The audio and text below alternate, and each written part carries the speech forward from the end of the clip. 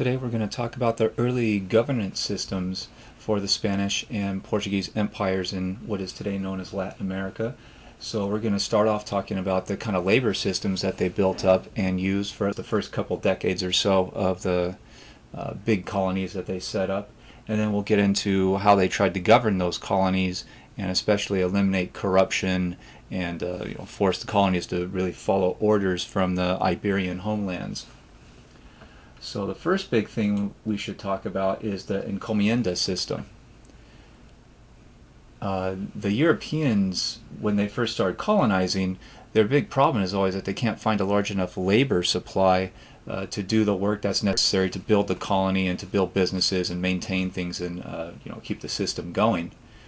So the Europeans, from a very early point, even the first kind of Spanish colonies in the Caribbean, are desperately trying to figure out how to find and control a labor supply, and especially the native labor supply, because the natives were the most plentiful amount of people around. Many more natives in the area than Iberian colonists. So the Spanish especially will start to concentrate on trying to figure out how to keep native groups together and how to keep them kind of subservient and working for the colonial authorities and the big landowners.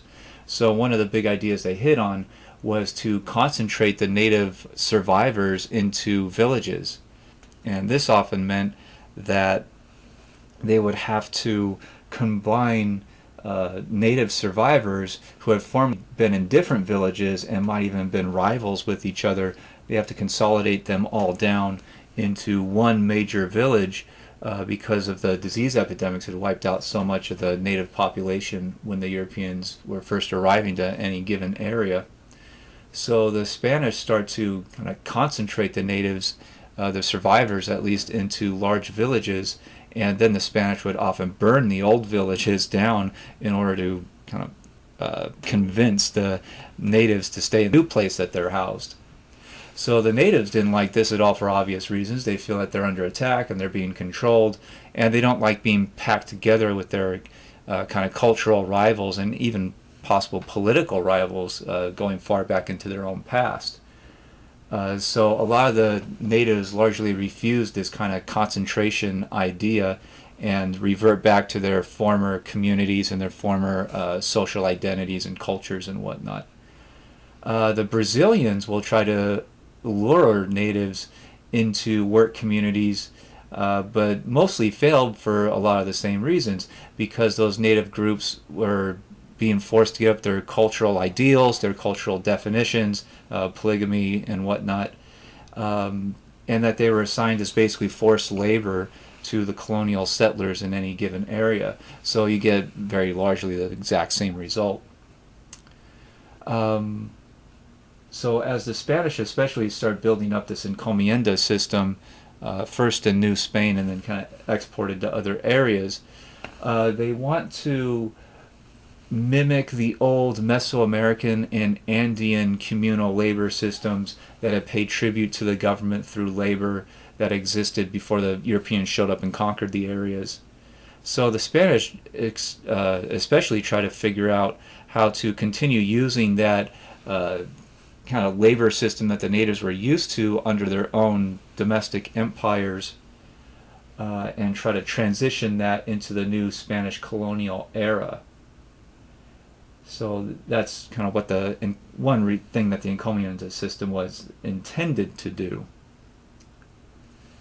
But the treatment of the natives that were first forced to work on these encomiendas by the mid-1500s is hardly distinguishable from actual slavery.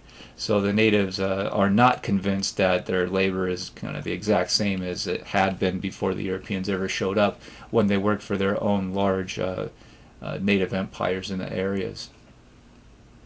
Another big problem is that Spanish conquistadors, the conquerors like Hernán Cortés, had to promise encomiendas to their soldiers in order to convince the soldiers to fight and go for the conquest and be loyal to the conquest leaders like Cortés or Pizarro.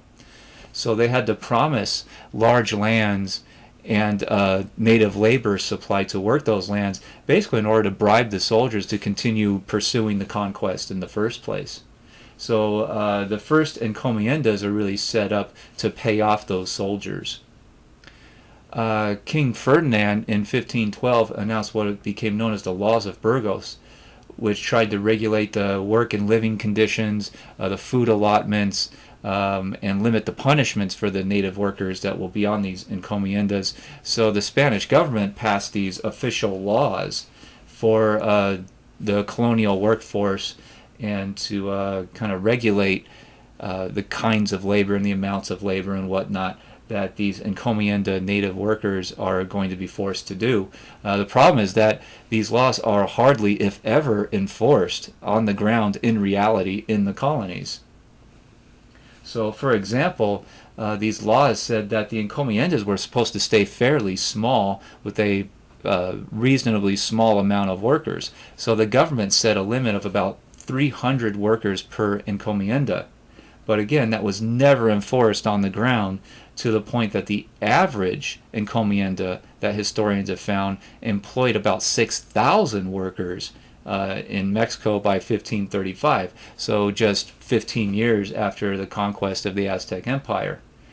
Hernan Cortez himself personally reportedly had over 155,000 encomienda native workers on his lands after the conquest, and some historians think that that might have been an undercount, a purposeful undercount to limit his either embarrassment to the government or the taxes that he was supposed to pay, or possibly fines that he was supposed to pay for going over the 300 worker limit. So again, the government set limits on these kind of things and set it by law, and said that the workforces were supposed to stay small.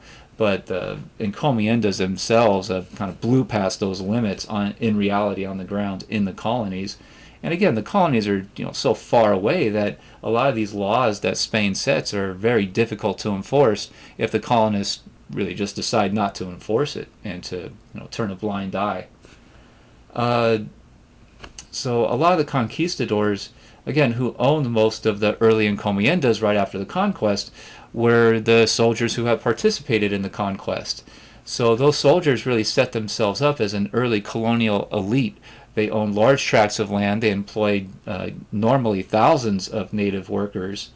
So these soldiers, these encomienda owners, are really only about 5% of the Spanish population in New Spain, what is today mostly Mexico, by the year 1555. So 25, 35 years from the original conquests. The encomiendas are huge.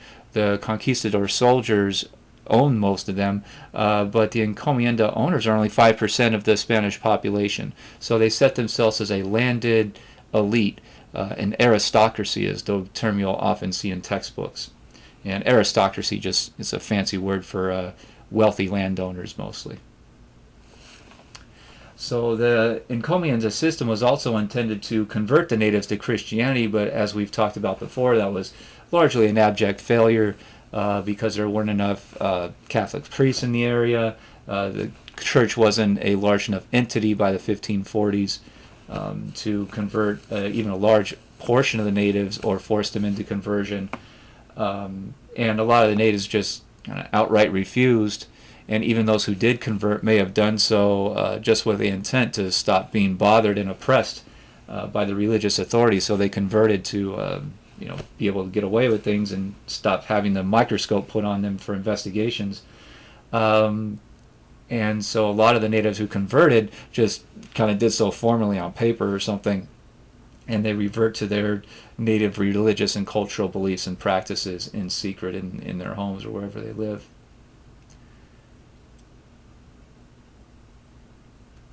So a lot of the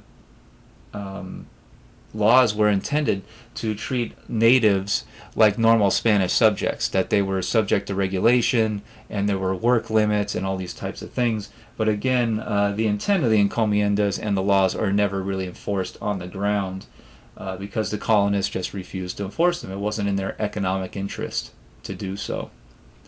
So a lot of the mainland encomenderos, the people who own the encomiendas, they mostly want to continue the pre-conquest economy. They want to continue the same type of communal labor and even kind of labor as a method of paying taxes or something like that to the old Aztec or Incan empires. Um, the new conquerors, the new colonists, want to largely continue that type of system, just with themselves as the landowners, so that they could be enriched through the system. So the Spanish Encomienda system was supposed to do a whole lot of different things, but abjectly failed at almost all of them.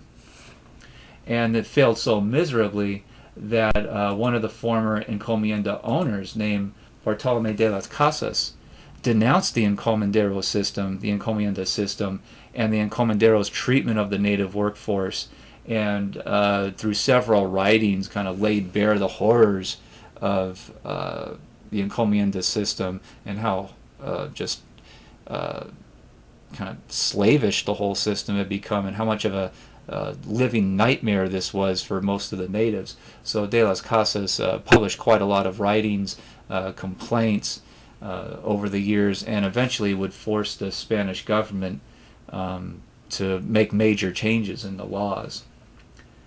And the big changes that we will see will become known as the new laws coming out of Spain in 1542. So the new laws were a result of the reform movement that De las Casas was a big participant in, so demanding that the government better for the natives or reform the system so it's not as extraordinarily brutal as it had been into its existence up to that point. So there are many major reform kind of personalities within Spanish culture that are pushing for that. But also that combines with a lot of the smaller landowners around the colonies who hate the Encomienda system, because these Encomiendas are just basically giant plantations with thousands of workers. So they can afford to go to price warfare and try to undercut a lot of the smaller landowners to push them into bankruptcy, basically, and eliminate the smaller landowners as economic competition.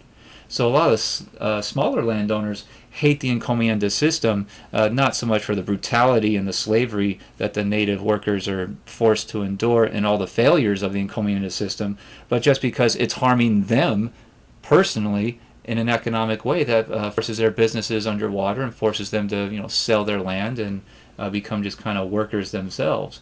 So a lot of the smaller landowners are very much on the side of reform with De las Casas and others, not so much for kind of moral or ethical or humane reasons, but mostly for their own economic interests.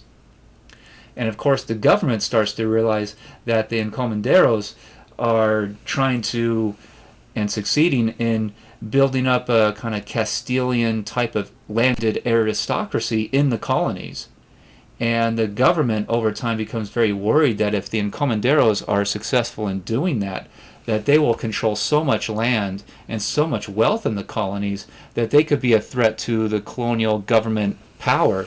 They basically could threaten the Spanish government with an independence movement, or they can just basically take over the colonial government and do whatever they want. So the home government in Spain became very, very worried about this. So you have a kind of dovetailing interest between the Spanish government that wants to break down the economic and political power of the encomenderos, the smaller landowners who want to break down the encomenderos' economic power and influence, and the reformers who kind of morally are opposed to the whole native enslavement system that the encomiendas were running under. So those three forces really come together in the early 1540s to enact what becomes known as the new laws.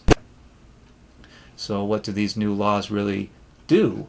They are largely interpreted by historians as a major attack on the encomienda system. So they do several things. Number one, it stops assigning new encomiendas to any landowners who applied for it or tried to, pay a big fee to the Spanish government to get official recognition of a new encomienda. The Spanish government just stopped doing that right at 1542. Next is that the new laws force the existing encomiendas to revert to government ownership when the current owner dies. So it attempted to end inheritance of encomiendas from one generation of the landowner to the next. So it said that the current owners can keep their lands, they can keep all that, economic benefit and whatnot in the colony, but when that owner dies, that land reverts back to government ownership. And of course, the encomenderos were outraged about this. They start complaining, saying, I took part in the conquest of this colony, and now the government is taking my rights from me and taking my land from my family and whatnot. So there's a huge amount of complaint about this. Third step is that the new laws formally end any kind of legal or real-world slavery by law amongst the natives. So it stops the encomenderos from enslaving the natives and forcing them to do all these kinds of very hard, dreary, and dangerous work. So there's a formal end to native slavery in 1542, but we'll see that the landowners figure out other ways of keeping the native workforce under control. And the last big thing that the new laws did was to immediately take back it immediately took back the lands from the participants in the Peruvian rebellions. So all this kind of infighting that we had seen between Pizarro's faction and Almagro's faction in the 1530s, the Spanish government was outraged about that, so it took all the encomienda lands and titles away from anyone who had participated in those rebellions in that small-scale civil war between the two factions in Peru. So, this caused a lot of hatred of the new laws, especially in Peru, because the encomenderos are immediately dispossessed. So they revolt against the Peruvian colonial leadership, and even I think they killed a guy at some point. And so that leads to just a new wave of rebellions. There are kind of conspiracies of rebellions in New Spain, the government centered in present-day Mexico City. But it never became an outright rebellion. It became a kind of formal complaint to the point where the colonial government in Mexico City felt so threatened by a possible rebellion that they just refused to enforce most of the new laws, just out of fear, personal fear that a rebellion will start, and that rebellion will start killing off the colonial appointed government. So the government just refused to enforce most of the new laws. These kinds of rebellions and conspiracies, word of them got back to Spain and got back to the Spanish government. So the Spanish government has big choices to make. Their kind of short-term choice is to, number one, send some military forces to the colonies, especially to Peru, to stop all this infighting and rebellion and whatnot. So they kind of tamp down on that, and they execute some of the rebellion leaders and whatnot for the next few years.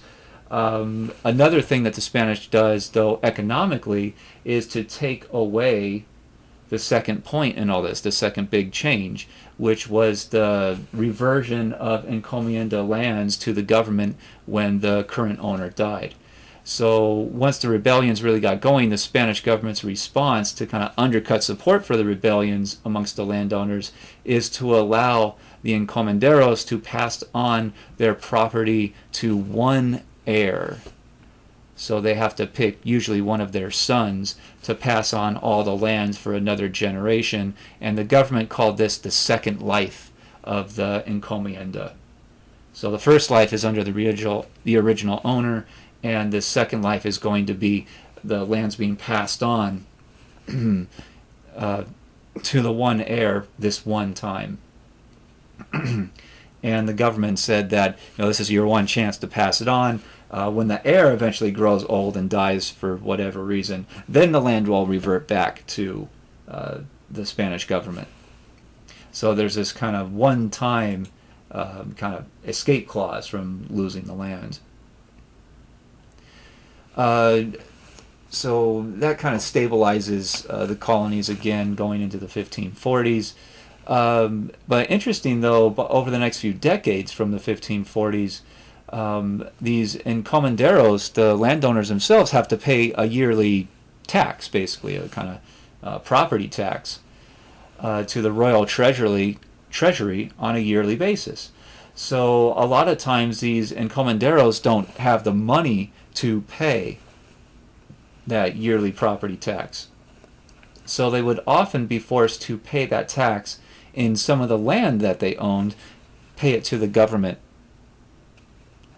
So over about the course of 30 years, by about 1570 or so, about 3/4 of the original encomienda lands reverted back to government control just to this yearly property tax that the encomenderos did not have the cash to pay every year. So that vastly reduced the power of the encomenderos, obviously, because they have their land is getting whittled down and down and down over about 30 years. So the encomenderos by about 1570 are not nearly as wealthy or as influential or as powerful or as much of a threat to the colonial government as they had been in the 1540s. So the government is not so much worried about the encomienda system or the encomenderos' power by the 1570s, because that power has been very much watered down, whittled away at, kind of chipped away at year by year.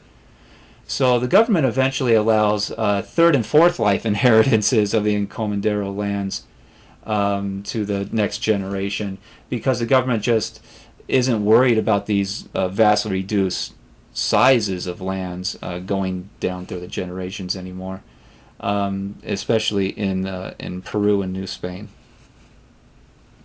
So the lands are so small by 1570 that the government's just not really worried about their power anymore. So that's a kind of breakdown over time of the encomienda type system. Though the encomenderos and the encomienda system in general will still be kind of central, pivotal parts of economics and politics in the Yucatan, in what we today call Central America, or modern day Chile or Argentina. So the encomienda system will still survive on the kind of peripheries of the major government colonial centers in what is today Mexico City and Lima. All right, in the next section for us to talk about, we'll get much more into the different types of labor systems and taxation and how that kind of alters the labor system over time, especially in the Spanish-owned territories. So the natives were forced to pay also a yearly tax known as tribute to the colonial governments, or even possibly to the local landowners. So at first, again, the native workers are willing to mostly pay that yearly tax, that tribute, in just labor, just as they had under the Incan or the Aztec empires. So that's what they were largely used to. The colonial governments, though, especially the Spanish colonial government, does not like that very much. The colonial government wants to get the natives to pay in money, because they figure that will tie the natives much more closely to the colonial economy, and it will convince them to work for wages, money payments, rather than whatever else kind of contracts or deals they can make with local landowners for kind of communal labor. So the money tribute system, the cash payments for this yearly tax, are seen as a way for the Spanish government, the colonial government, to break down normal native lifestyles and turn them into kind of normal European wage workers. So that idea started off in the major cities and then spread more into the periphery and the smaller towns, until most native communities are paying by money by about the year 1600 or so, by about the end of the century. Again, the natives still preferred to live in their own communities and continue their own kind of traditional labor patterns and modes of kind of producing goods and whatnot. So the labor-starved colonial governments often still try to force or convince native groups, communities to relocate, to move workers around to where they are needed the most, especially in the Spanish colonies. But again, the whole tribute and money system wasn't working very well. So the Spanish will start to devise a different type of labor system that they will call the repartimiento. And this is basically a short-term labor draft from the local community, the native community, usually for about 2 to 4 months, where the government would tell the native leaders of that community that they need so many workers. They need a quota of workers, largely in New Spain. It's called the repartimiento, and in Peru it's called the mita. So it's basically just a draft of local native workers, often under the kind of formal control and direction of their chief or their own communal leaders. But mostly those chiefs are following orders from the colonial government or the landowners or whoever's kind of the Spanish authority in the area. So this idea meshed very well with the traditional Aztec and Incan labor drafts, the old Incan mita. So the Spanish found it useful, especially in their early relations with local native communities, to build early colonial infrastructure like roads or buildings or whatever else they're looking to build. So a lot of these labor draft forces are kind of assigned to major economic zones in order to promote their economic growth and build up the infrastructure that's needed. So a lot of these communities would move around to different regions, to places that they may have never lived before. So obviously a lot of natives are very upset by that. The most destructive and the most hated ones amongst the natives were the Peruvian silver mines, especially around Potosi, starting around the 1540s or so. And those were hated because they were so dangerous, and because virtually every single able-bodied Native American was forced to work in those mines at some point. So the mine owners said, and the colonial government said, they need about 1/7 of the local Native population to work in the mines for the mines to function, efficiently or correctly. These were horrible jobs and dangerous jobs, and it's estimated that about 1 in 6 native workers in the mines at Potosi actually died in the mines or died as a result of kind of health conditions they contracted by working in the mines. So it's an extremely vicious labor system, extremely dangerous work, and kills a large portion of the workforce on a consistent basis. So again, the Spanish are justifying this as just a holdover of the old communal labor obligations that the Inca have forced onto their own kind of empire through the mita system. But a lot of the natives aren't buying that because largely it's much more brutal type of labor system. So historians point out that natives who had money could actually buy exemption from this labor system, from the repartimiento or the mita. So if an individual person or a family or something like that had enough cash, they could go to the government on basically draft day and hand over some of their money to the colonial government and buy an exemption. And the cost of that was usually set at about the cost of wages for a replacement worker. And the Spanish colonial government, and especially the mine owners, will start to use that as a way to just take money from the natives, because especially the mine workers, when the mines kind of start to run dry, they're not producing as much silver as they used to. The mine owners will try to keep that fact secret, and they will continue to demand a higher and higher amount of labor in order to basically drain the native community of money, because a lot of these natives don't want to work in those mines, so they'll gather together as much cash as they can to buy their way out of it.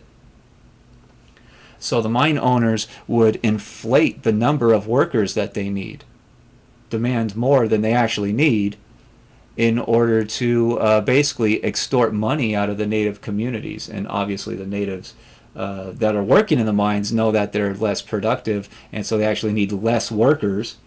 And the natives come to hate this whole system, obviously, because they realize what it's doing and what it's intended to do.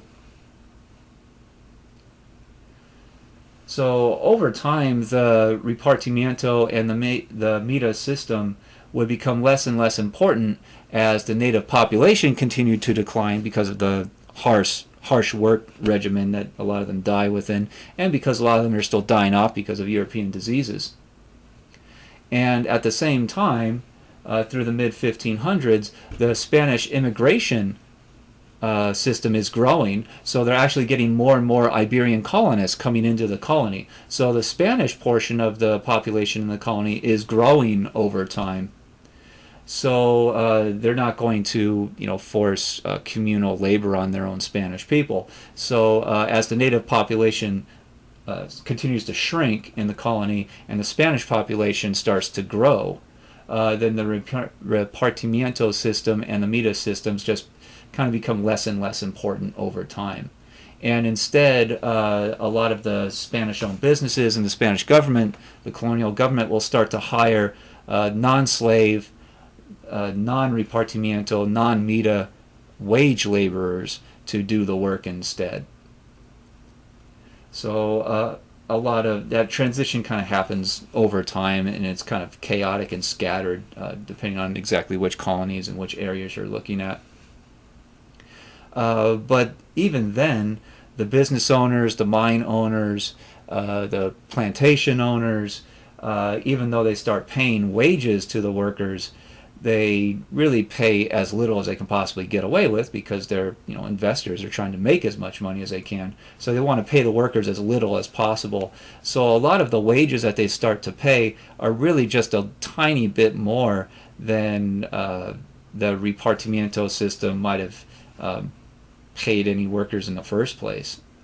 So over time, the landowners and the mine owners figure out how to suppress worker wages, and they'll continue suppressing those wages throughout the entire colonial era, even into the 1800s.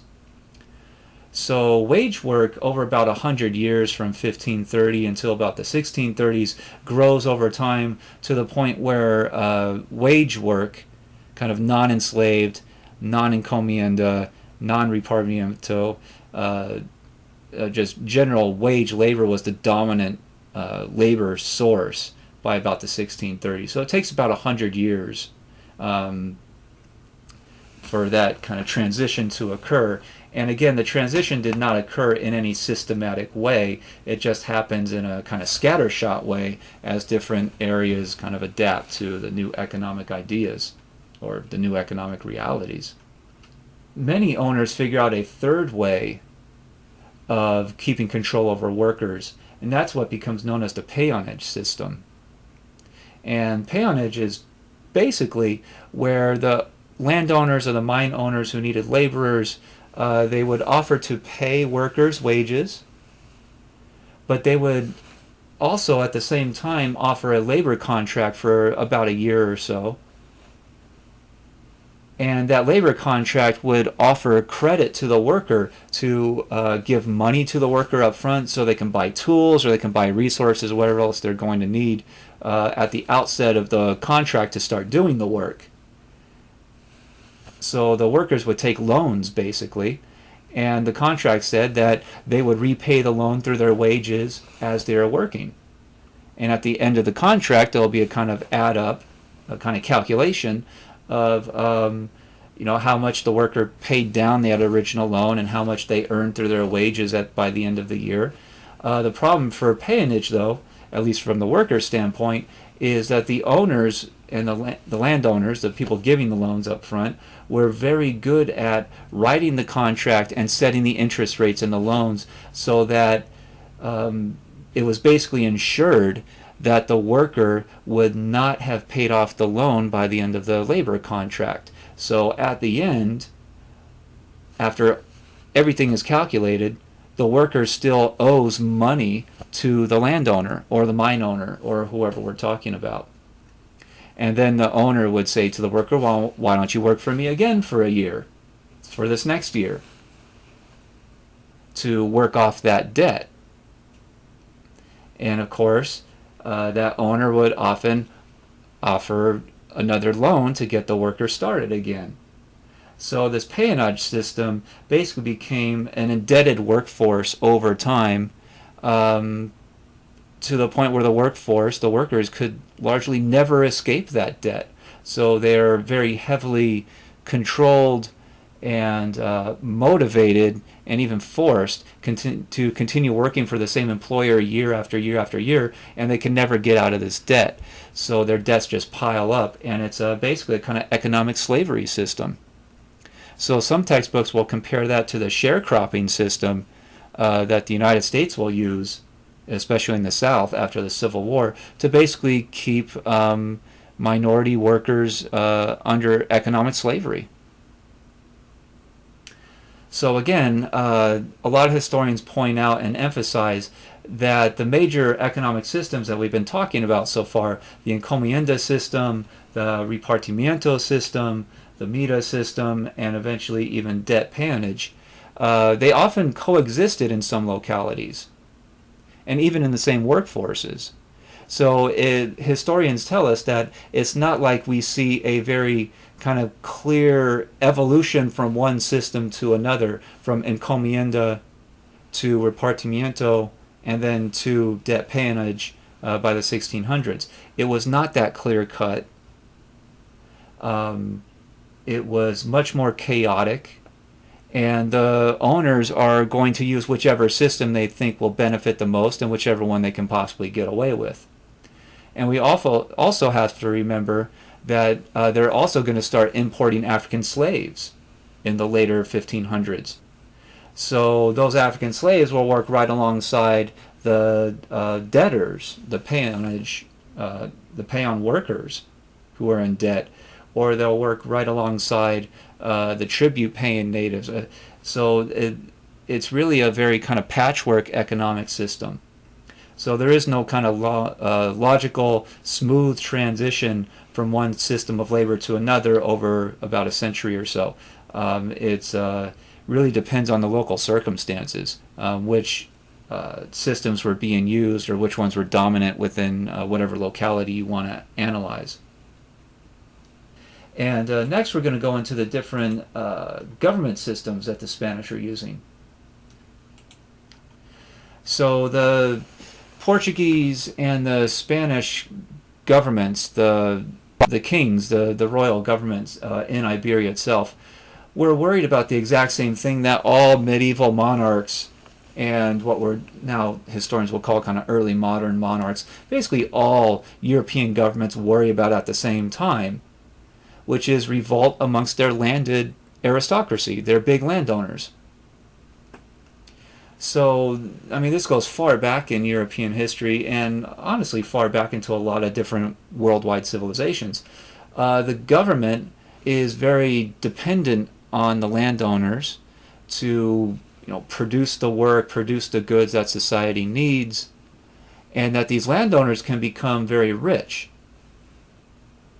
And one problem that often arises in a civilization is that if the landowners become so wealthy and powerful that they can start complaining about the government decisions in tax rates, or if they started a disastrous war, or if the landowners want them to start another war against a neighboring kingdom to conquer more land, so it'd be kind of more land for sale for the landowners to buy up to enrich themselves even more.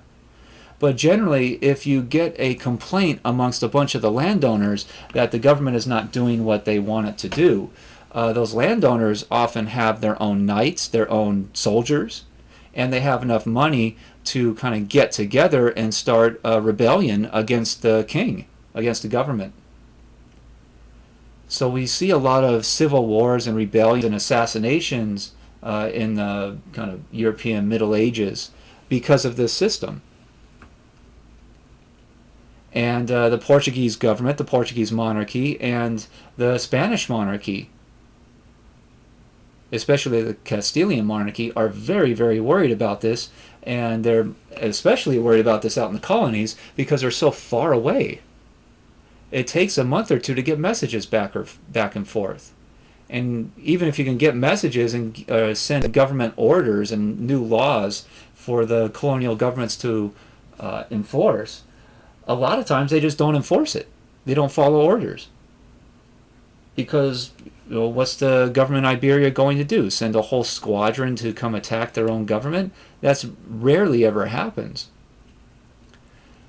So the big thing for the kind of governments in Iberia is they're worried about this landed aristocracy, these big rich landowners making their own decisions and controlling the colonial government, and maybe even to the point where the colonies will declare independence at some point if they don't like what the government in Spain is telling them what to do.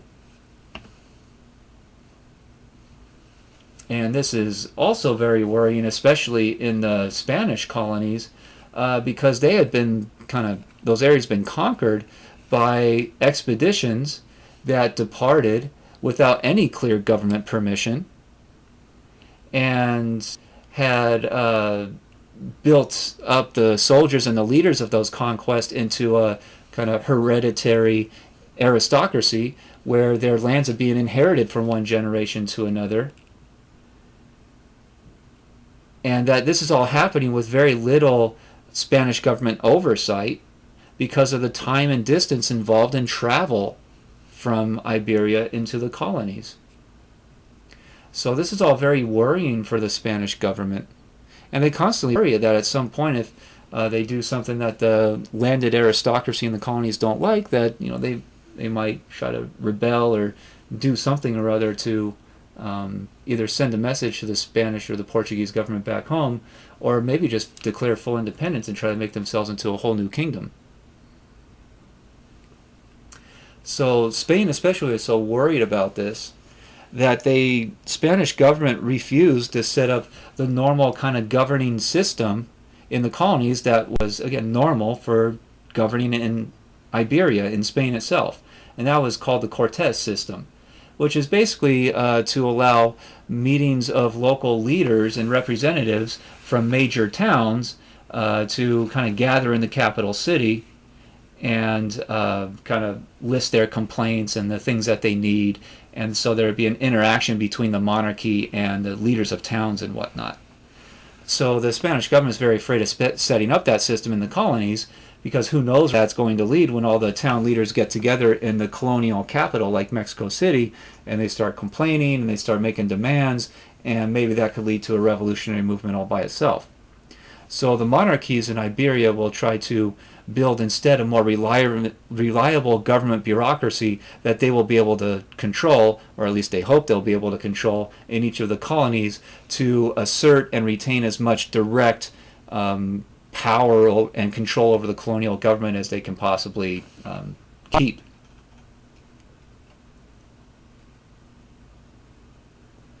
So the Spanish government especially will start to develop these colonial governments by around the mid-1530s, and they'll be really fully developed by about 1570 or so. So Spain, for its own side, its own colonies, Spain already had a Council of Castile, often called the Royal Council, that ran the Spanish government. So it is a council of high advisors, often landowners or judges in the court system or something like that. Respectable, experienced governors that have experience running government. So they are in the Royal Council, formerly called the Council of Castile, that basically runs the Spanish government, enforces the laws, and works with the Spanish monarch to serve as an advisory body to the monarch. So the Spanish crown set up a similar system that it called the Council of the Indies to oversee all laws and policies and offices and appointments and the legal court system and whatnot in the colonies. So this Council of the Indies is located in Spain. So it has its own government building and it has its own office holders, and they will set the official policies and oversee the colonial government. So the official members of this Council of the Indies were experienced in civil law and law enforcement, often in religious law, so some were members of the church. They were often also lower level court judges, so they had experience in enforcing and interpreting the law. And largely they are government appointed offices. So you cannot buy your way into the Council of the Indies until one king, Philip III, broke that requirement and opened the council offices for sale in 1604, which obviously opens the council to a lot of bribery and favoritism, and does a lot of damage to the council's ability to pass and enforce good laws for the kind of objective, efficient operation of the colonial government. So that becomes a big kind of corruption problem at the highest level. And over time, the council will rarely have any men on it, the Council of the Indies, who have previous experience in living in the colonies or running the colonial government. So that's a pretty odd thing. Historians basically believe that the monarchy did not want to appoint people who had grown up or lived or interacted in the colonies to this council in Iberia for several reasons. Number one, they're worried that people from the colonies will be already corrupted, so they'll come into this council and just run it for their own kind of personal enrichment or the enrichment of their friends that are still living in the colonies and running businesses. And number two, there's just a lot of discrimination. The monarchy and the government in Spain and in Iberia, so this even includes the Portuguese government, they very much looked down on people that were born and raised and lived a long time in the colonies. They thought that the people in Iberia were smarter, they were more talented, and really they believed that only the less talented, the weaker people have to go out to the colonies as an opportunity to make money for themselves. The best people in Spain stay in Spain because that's where really the good life is.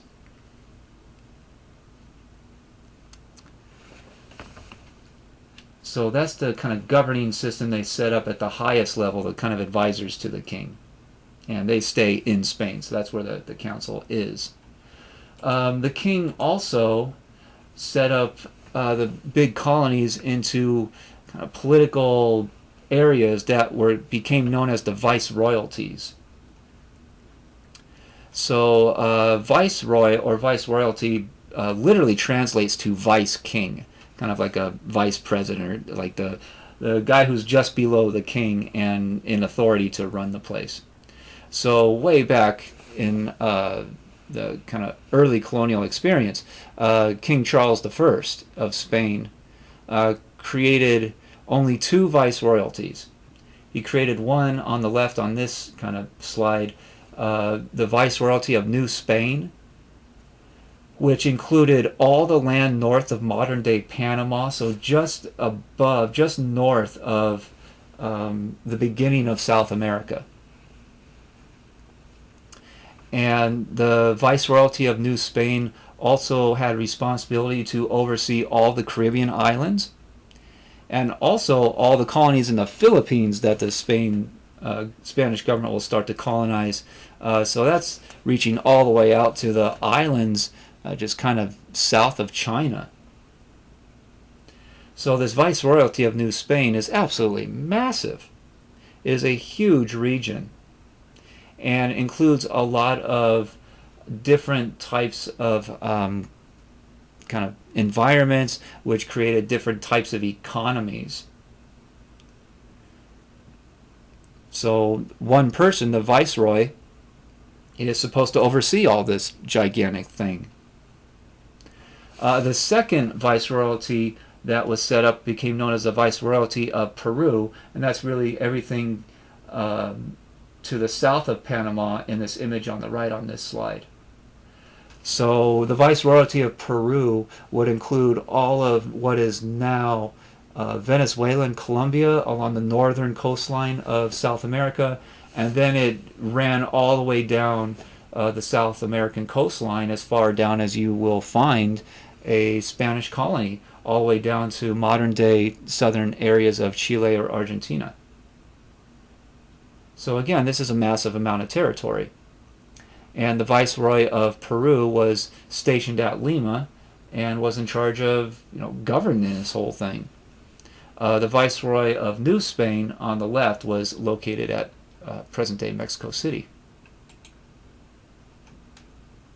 So the Viceroy was the highest administrative authority in the whole region, in the whole Viceroyalty.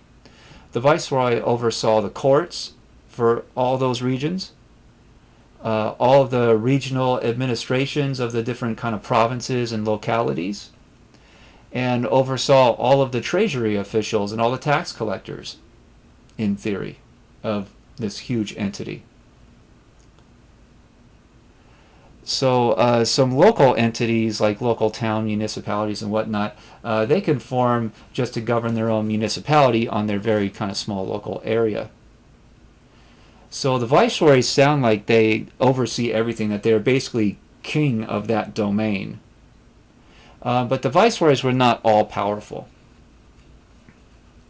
The administrators that they oversaw, the bureaucrats, if the bureaucrats below them thought that the viceroy was doing questionable things or making bad decisions, those lower level bureaucrats could send official complaints to the Council of the Indies in Spain itself. And the council might, hear those complaints or read them, and order a review of the viceroy's actions. So they could set up a kind of review period or an investigation into what the viceroy was doing to see if the claims from the lower level bureaucrats were kind of justified. And we also have to remember there's a lot of distance involved in this. So very often the viceroy would get orders from the Council of the Indies in Spain, and the viceroy, his official response would be something like, quote, "I obey, but I do not execute," end quote. And they would say that basically the laws or the orders may sound, useful when you're sitting in Spain, but when you think about how to try to enforce these in the colonies, that they're just completely unrealistic. So the viceroy, over time, could issue that statement that basically says, yeah, that's a great idea, but on the real world reality, on the ground out here, that's not going to work, so I'm not actually going to do that. A viceroy, statistically, lasted in office about 6 or 7 years. So historians have done those calculations, and 6 or 7 years seems to be about their average term in office. Mostly because it appears that the viceroys were born in Iberia, they were raised there. They were often from wealthy, important families in Iberia, so they were appointed to the viceroy position often against their will, and it's not a place they didn't want to go to the colonies. They wanted to stay and live the better life in the much more kind of wealthy and exciting cities of Iberia. So they would kind of reluctantly accept in order to go be the viceroy out in the colonies. And they often, immediately when they got to the colony, when they got to Mexico City or Lima, they would immediately look forward to going home because they just didn't want to be there. So the ones who went there willingly often used their offices to benefit themselves economically. So they would make deals, business deals with local elites, or they would take bribes, or they would have one of their younger brothers or so and start a business in the colony, and basically let the kind of friendly business get away with smuggling, or get away with some kind of tax avoidance, or perhaps the viceroy might try to embezzle some money. So largely the viceroys go into office and they are looking to make money for themselves or their friends and family, and looking to get out of there as soon as they can and go back home. So the viceroys often don't last very long, so 5, 6, 7 years, maybe 8 years. That seems to be the most common statistically.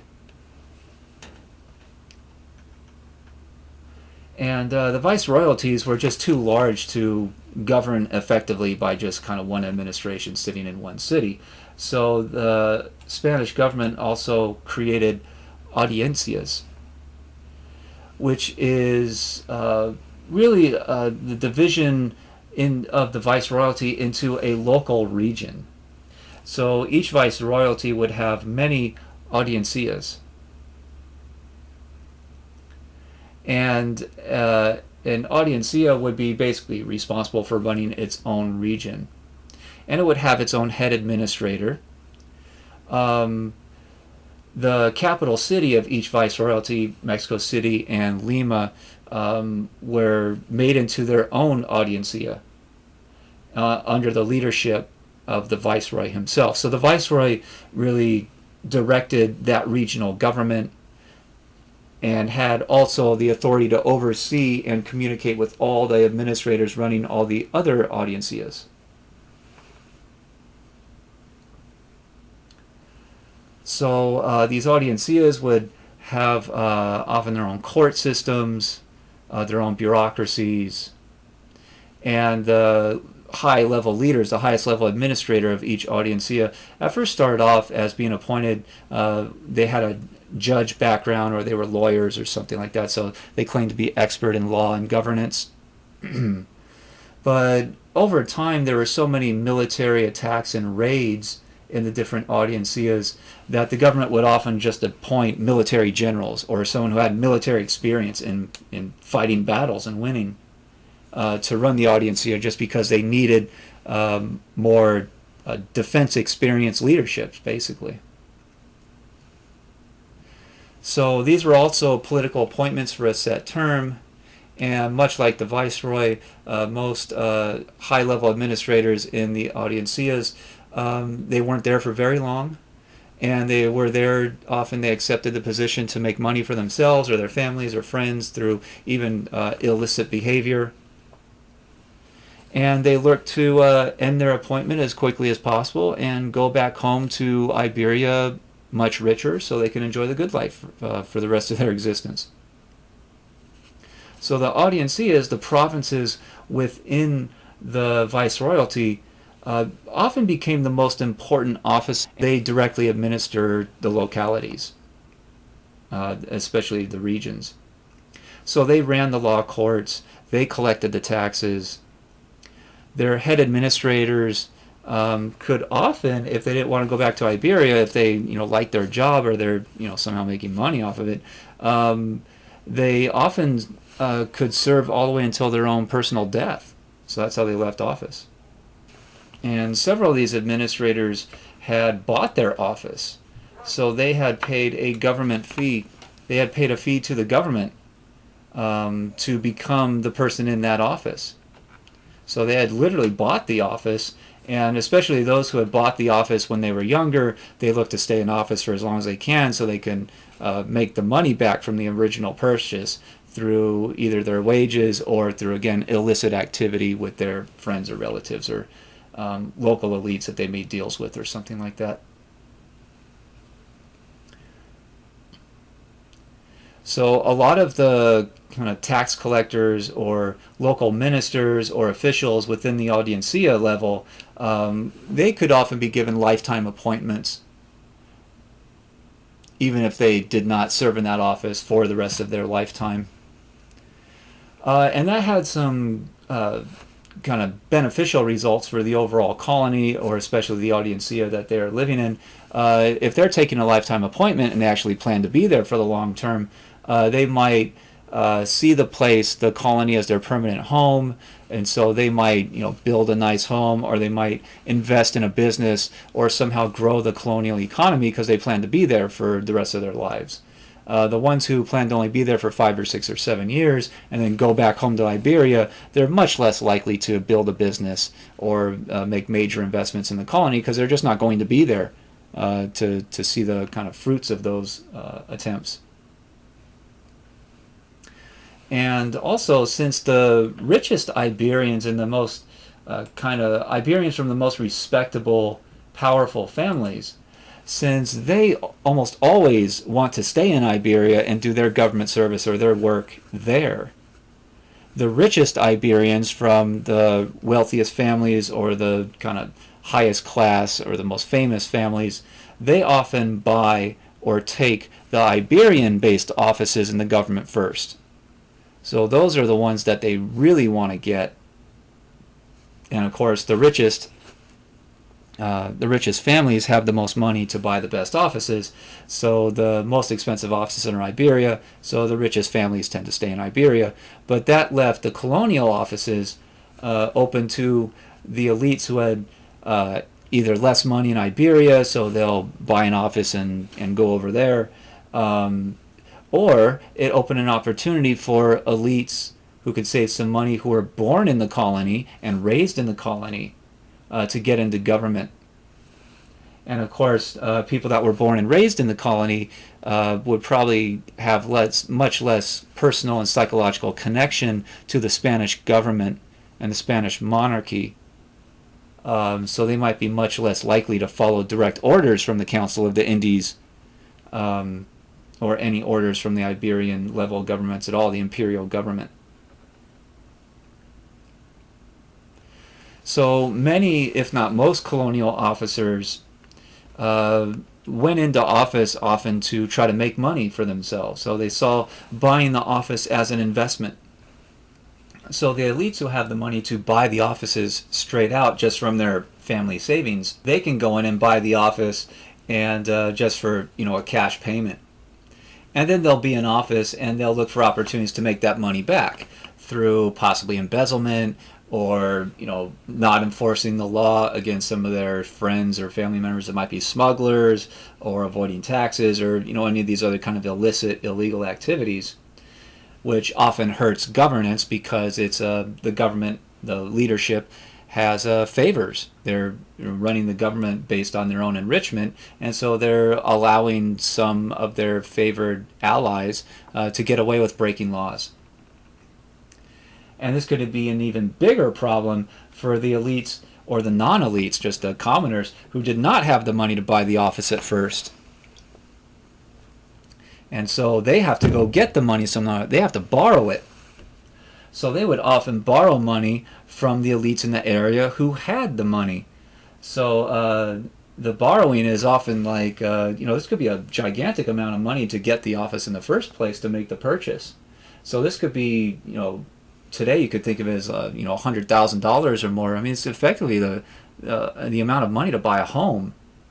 And if you don't have the cash right in your own savings account to do it, you've got to go borrow it from somebody, and you have to often pay interest on that loan, and you have to make those monthly payments.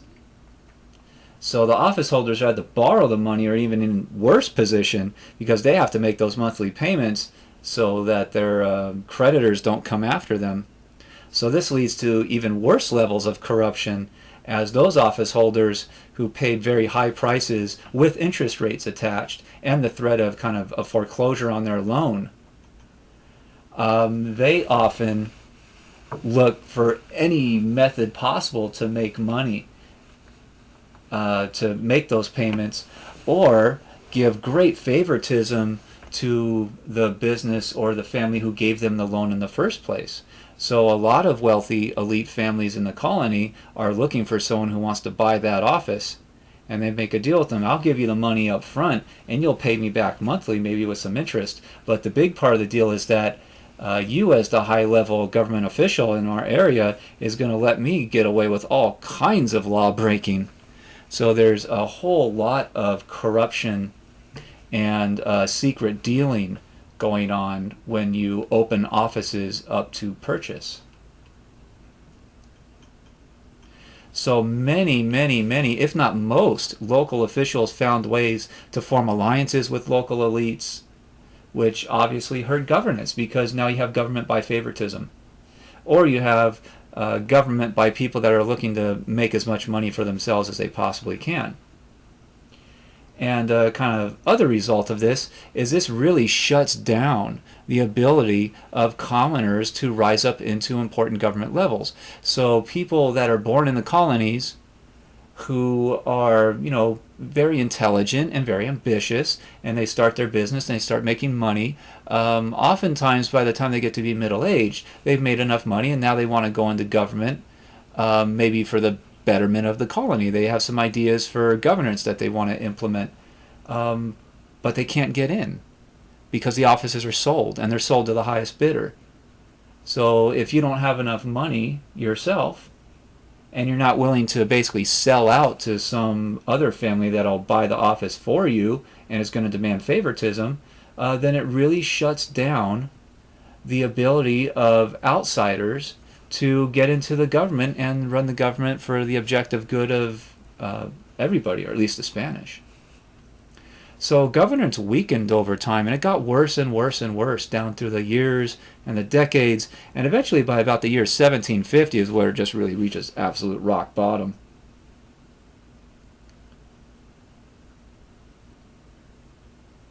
So a lot of these governors and these office holders are desperately trying to make profit off the office that they hold.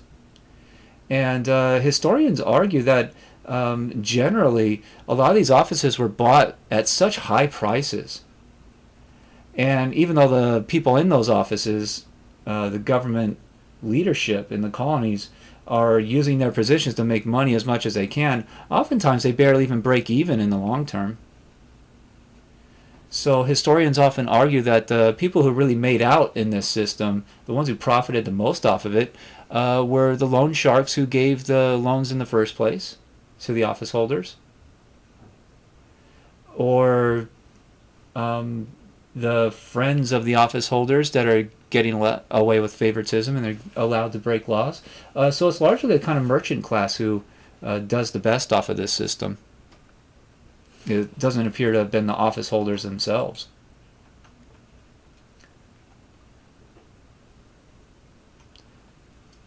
All right, and so that becomes a gigantic problem in the Spanish colonies, and to a lesser extent in Brazil. But we'll go into now into how Brazil governed their areas for the long term.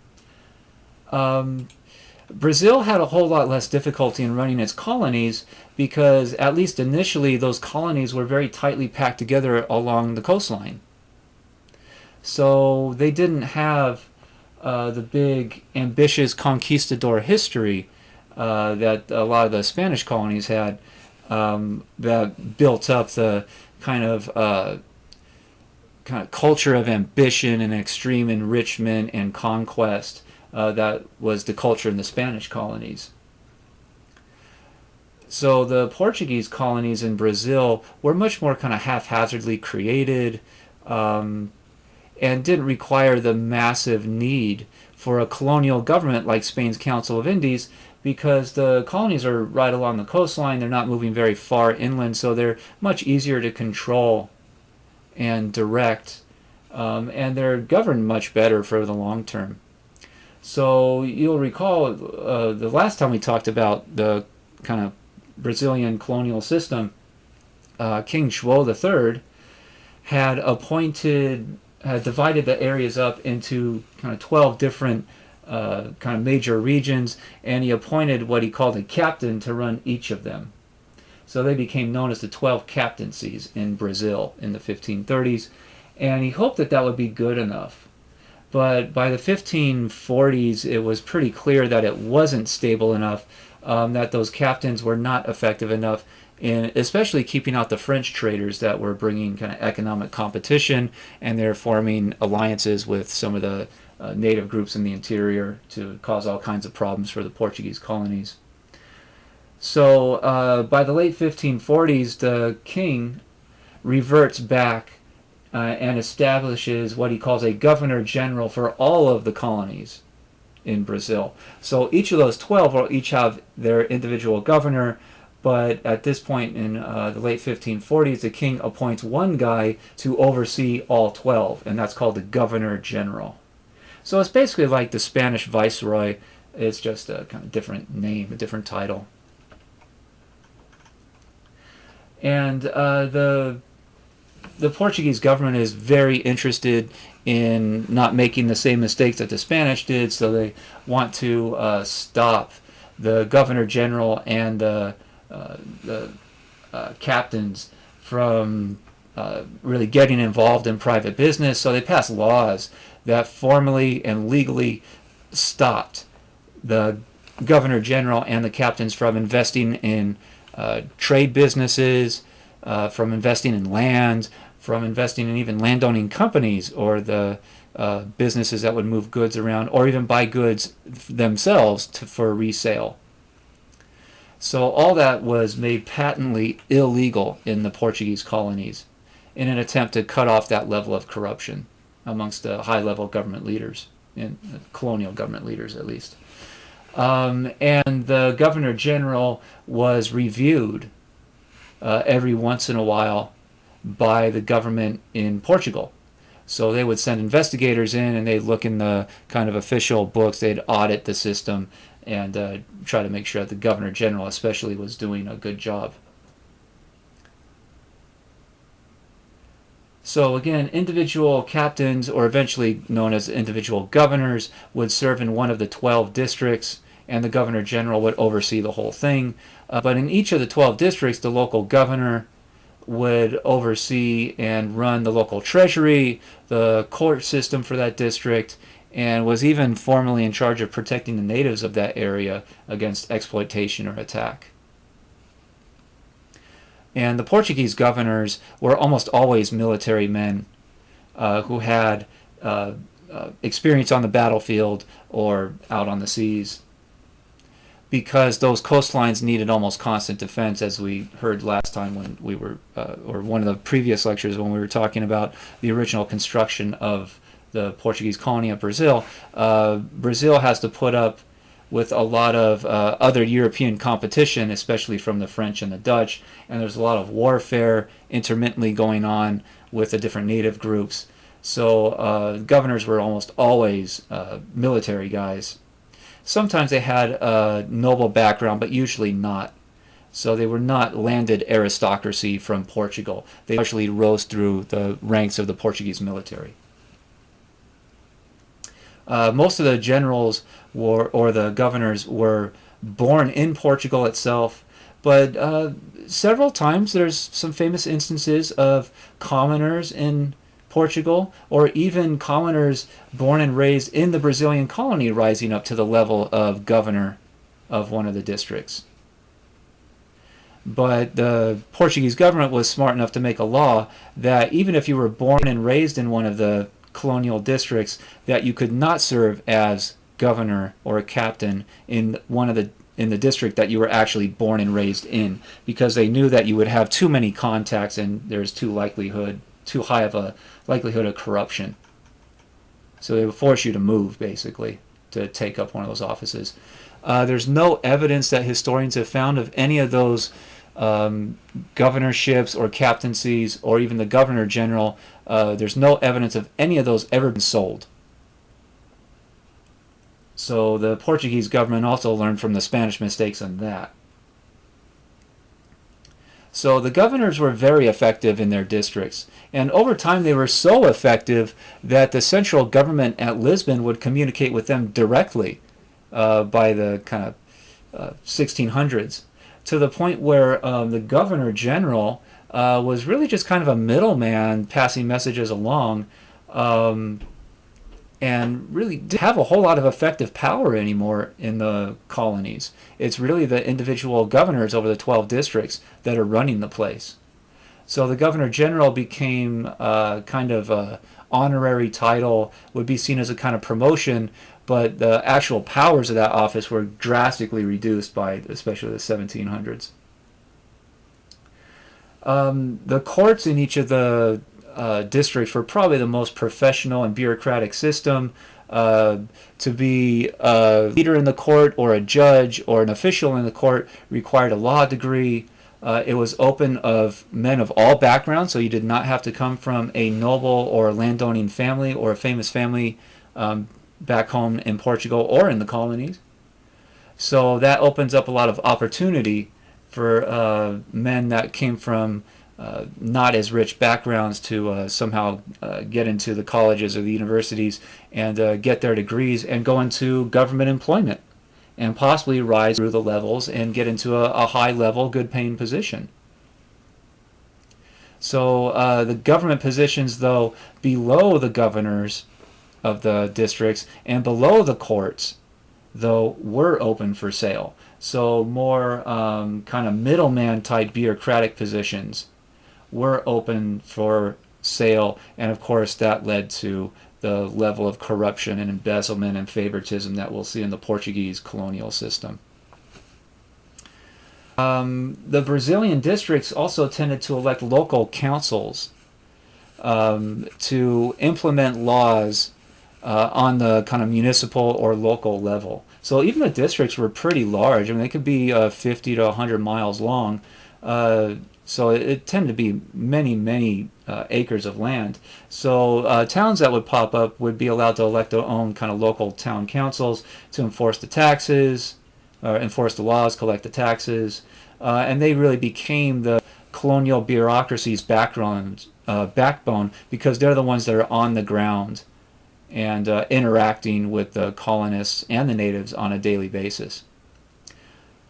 So the local elected councils function much better than in the Spanish system, because the Spanish sold those offices to the highest bidder. And so the Spanish system became much more corrupted on the local level, whereas in the Brazilian colonies, they were elected. So there is some corruption and some embezzlement and some favoritism, but not nearly as much as in the Spanish system, which was a purely kind of money-driven system.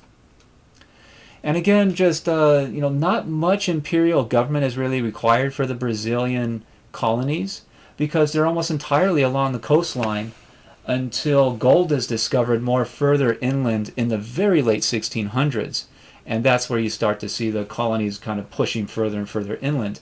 So for the first almost 200 years, the Brazilian colony is along the coastline. It's fairly controllable, and they have evolved some pretty good systems for governance for at least the first couple hundred years. So kind of a final comparison between these two empires, the Spanish and the Portuguese in the Americas. Both of these empires did have problems with some high-ranking officials. Going local is the term that historians usually use. So even if they're not taking bribes themselves, the highest level governors or viceroys, they will form alliances and make deals with the local elite business owners of their areas, often for their own kind of mutual benefit. So this starts to look a lot like bribery, really, where the high-level government administrators or officials or clerks in the court system or whatever, they are paid off to look the other way so that the big businesses can get away with all kinds of smuggling, tax evasion, whatever they're trying to do. So there's always this problem of no matter who is in office and what their background is, they're looking to make kind of secret deals with the elite of the area, and they're often taking bribes to do that. So both empires have problems with bribery, with corruption for the long term. That corruption is much, much more evident, though, and much more of a problem in the Spanish Empire, the Spanish viceroyalties, than Portuguese colony in Brazil, at least for the kind of first phases of the colonization movement. So both empires tried to stop it by sending in investigators or outsiders, or just replacing the corrupt officers who you could prove that they had taken bribes or something, kicking them out of office or throwing them in jail or something, and appointing someone else, maybe an outsider from Iberia, to come in and start to run the place. But of course that doesn't work, because the new outsider who's now in office will often make the same contacts with the same local businesses and make the same deals. So both empires try to send in investigators or even replace government officials, but a lot of times it doesn't find much, because they might often be bribed themselves. Both empires will kind of resort to paying travelers to secretly, or well, not secretly go to the colony, but they will pay travelers to go to the colony and say that they want to start a business or something in public, but in reality they are on the government payroll from Spain or Portugal to investigate and poke around and try to figure out what's going wrong with the colonial government.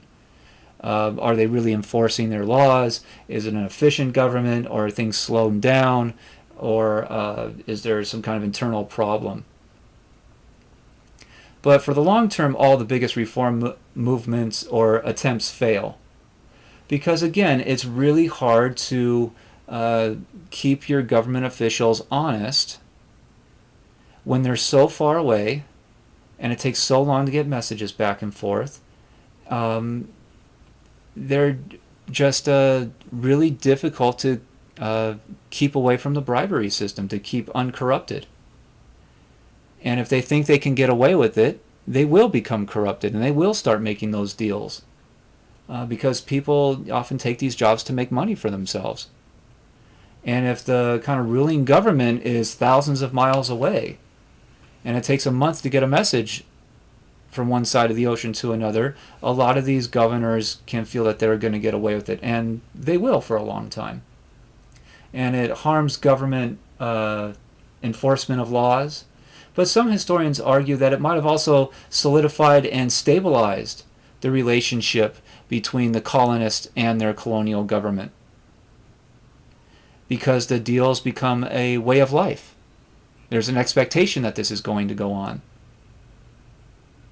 So some historians have written that this may have stabilized and made the government kind of more resilient and also more adaptable to local circumstances over the long term.